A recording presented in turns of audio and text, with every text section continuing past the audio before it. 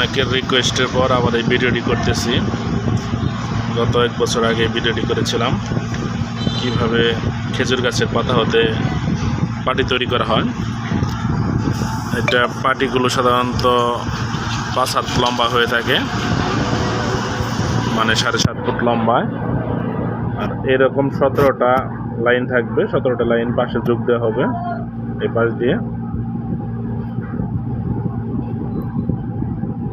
বেশ প্রচলিত একটি শরীর শীতল করার মধ্যে একটি পাটি। আর এইগুলো পাটি আমাদের 90 দশকে অনেক জনপ্রিয় ছিল। এখন প্লাস্টিক আসার কারণে এইসব পাটি খুব সহজে পাওয়া যায় না, আর আগের মতো মানুষ ফ্রি থাকে না, সেই কারণে বানানো হয় না। আগের সময় মানুষ বেশি ফ্রি থাকতো, হাতের কাজ করতো, বসে বসে আলাপ করতো, এইগুলো তৈরি করতো মহিলারা বাড়িতে বসে বসে। আমরা ছোটকাল থেকে দেখে আসতাম। হাতের সুকৌশলে কথাবার্তার আড়ালে হাঁটার মাঝামাঝি এগুলো তৈরি করা হয়।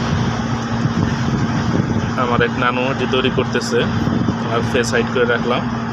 দেখেন কত দ্রুত তৈরি করে এগুলা। মানে এটা একদিনে তৈরি হয়, 2টা বানানো যায় একদিনে। এই একটা 7.5 ফুট লম্বা একটা নাল, যেটা পাটির কুশ বলা হয় বা নালা, এটা একদিনে 2টা বানানো যায়।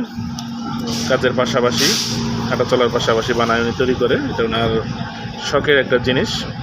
এগুলো তো নানু বিক্রি করেন নাকি? নিজেরাও থাকুন না? এইগুলো বিক্রি করা হবে। যদি কারো প্রয়োজন হয় অনলাইনে আমাকে অর্ডার দেবেন, কিন্তু একটু সময় সাপেক্ষ ব্যাপার। অর্ডার দিলে তো 10 থেকে 15 দিন অপেক্ষা করতে হবে, দেন তারপরে এটা পার্সেল করা হবে। দামগুলো পরে আলোচনা করে জানানো হবে। দেখেন কত দ্রুত তৈরি করা হয়। খেজুর গাছের ডাল কেটে সেগুলো পাতা শুকিয়ে তারপরে এগুলো তৈরি করা হয়। অনেক মজবুত এবং দেখতে অসাধারণ পাটিগুলো, হাতের কারুকাজের।